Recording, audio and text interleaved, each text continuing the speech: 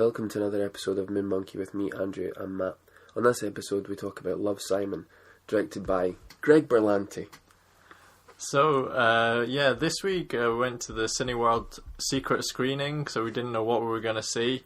It turned out it was Love, Simon, a new movie starring Nick Robinson as a young high schooler who has a pretty good life, nice family, nice friends, but his major secret is that he's gay. And obviously he doesn't want to reveal his secret to anyone. Anyway, after someone posts anonymously on a school blog that he's also gay, he starts a relationship with this person, and together they sort of work through this difficult time of their lives. So it's sort of it's a romantic comedy, but unusual in the sense that you don't often see it about two gay people coming together. Yeah, it's like a high school coming of age thing. Yeah, it's like a high school teen drama, but you're seeing it from the perspective of a gay guy. So the film is sort of taken up with his anxiety about coming out. That's sort of I would say like the central theme of the film is the idea of he has this secret and how is he going to tell anyone. One of the things which was sort of weird about the film, there's not really a lot of drama established early on, because he mentions through a sort of monologue at the beginning that he doesn't expect his parents to freak out. He's sure his friends will be cool about it. Is he not worried about his... He's scared like everything's going to change, though. That's his whole thing, I think. Yeah, but it seems as though, like... And there is also another out gay guy at the school, so it's kind of like... But he doesn't want his life to change. That's his whole... Yeah, I suppose he just wants to keep it like a secret for a little bit longer. Yeah, he's like, maybe in college, and then it doesn't matter.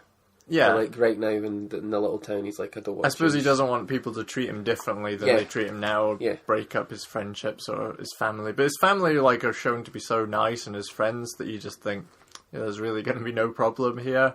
So, but the main sort of the reason that this thing sort of come to a head is because a fellow classmate called Martin, who he's in the school play with, he sees his emails to this unknown person named Blue, and basically blackmails him and says, if you don't get me a date with your friend Abby, then I'm going to reveal to the school your secret. Yeah, Martin's not a good guy. He's not a nice guy.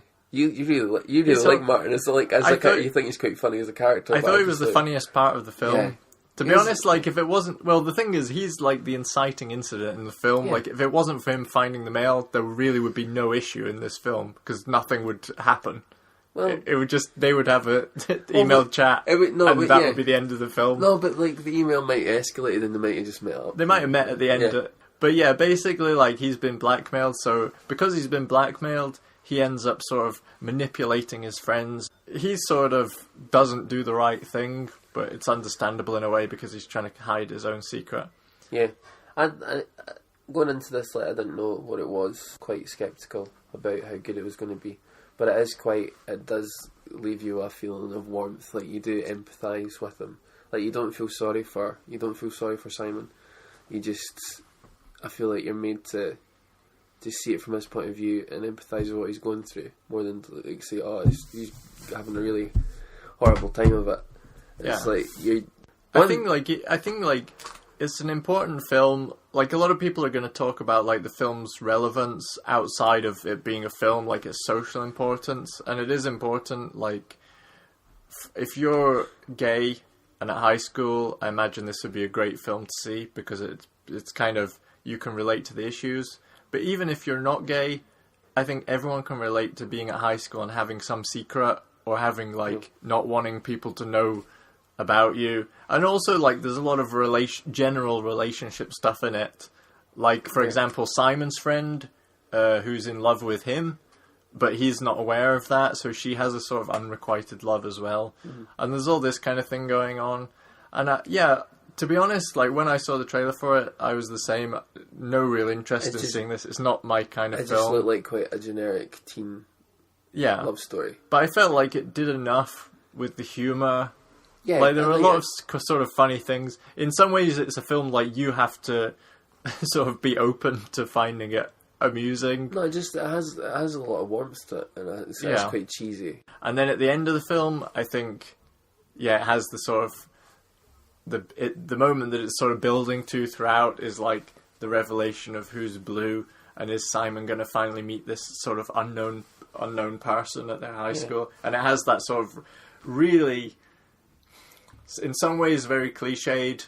But I think they did it well enough that you are swept along with it, and you are swept along with it. You are rooting for him because you're kind of like, he is a nice guy, and you're thinking, oh, like I hope it things turn out, because it's been pretty rough for the last couple hours of the film. The only thing I would say is when he's at the start of it, he's like, I'm just like you, and it's like he's doing really well, in a lot of ways, because he's got a really good home life, he's got really good friends, he's popular at school, he's got his own car, he's good looking, people like him, he's got a really great house, things are going, he's, I just feel like for a lot of people at that age, he's maybe too perfect. He's too perfect a character in some ways, in a lot of ways.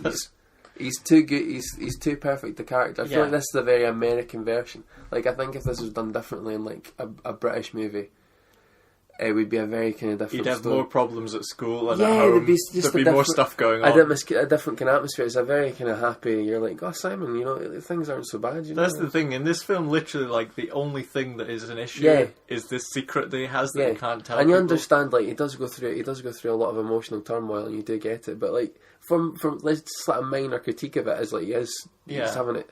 He's almost too perfect. But that was the same thing with the moment when it's revealed as well. It's sort of like a shrug from most characters. They're like, well, not like they're surprised. Oh yeah, but it's not like fireworks or anything I think that's kicks off. I think that's the whole thing though. He built it up himself, and it wasn't a big issue. But I think that's cared about him. In some ways, that's probably the message they're trying to put across to people is if you're thinking of coming out, it's not going to be a big deal. Yeah. Most people will be accepting. There is a scene when there's bullies in the school, but it's very mild. But I suppose that's to show look, we are aware there's it could be difficult for you. It doesn't. But really, I think it's trying to calm you into look, it's not that. Yeah, it's a very kind of sanitized vanilla version of what I imagine it would be like to go through. Yeah, nothing's really. And he does get a lot. Him and the other guy at school do get a lot of hard time, and it just seems to be kind of glossed over as well. There's no really harsh punishment. It's just say sorry, and it's we'll crack some jokes. Yeah, Tony Hale's just there, cracking jokes at everything. Any painful moment in the movie, Tony Hale's there going, "Oh God." It is sort of a sanitized version of high school. It's a very just apple pie kind of feeling to it. I mean, it's a very good message. It is a big thing too, because it's a big Fox are putting out in a big release, and it is from this different perspective that you wouldn't usually get in that teen movie that is being marketed. Yeah. So it is probably it is a big step for filmmakers that want to do this kind of story. I think, because you don't really see that. I can't think of anything that's been marketed like this. I mean, we saw it in a secret screening, so again, it's been marketed and pushed in the secret screening to get more people to see it, to get more buzz about it. It's not just being released on the quiet. Yeah, it's they are really pushing it, which is probably a good step if you want to do these kinds of stories, and maybe do a different version like I'm talking about, where things are a bit rougher and a bit grittier maybe than Simon driving his own car in his perfect household, and his mum's Jennifer Garner and his dad's Josh Duhamel. Everything's great in a lot of ways. You're looking for a harder inner city version of Love Simon. I don't know, but see, I do. Well, I wouldn't say I love Simon, but I like Simon. The movie, it's a really good movie, and it does have a warmth to it. It's really well written, and it is quite funny. Yeah, but it is just a bit.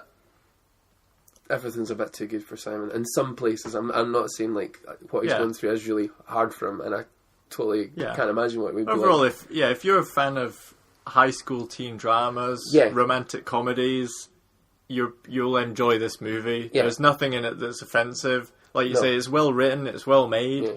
It doesn't push boundaries. No, that's it doesn't. Exactly. It's not going out of its way to offend. It's keeping things very safe. Other than the thing, which for some people maybe is a huge issue. It's really sort of focused on that issue. But you're right. It doesn't really push a lot of boundaries. That's definitely what I would say. But Yeah. it is very good that it's getting so much coverage, or I'm hoping it'll get so much coverage Yeah. about the issue, because it might open the door for other films. Yeah, I think it's like just normalizing this sort of story, like homosexual romance, rather than sort of usual heterosexual stories that we usually get. So it's good in that sense. Like, it was something different that you don't see that often. And I think, like, when we came out, like, the response to begin with wasn't like a positive one. It was like the mystery movie, and everyone was like, "Oh." There was an audible groan when the title came up for the film. It was people thinking it was going to be something different. People thought Tomb Raider, and it wasn't Tomb Raider.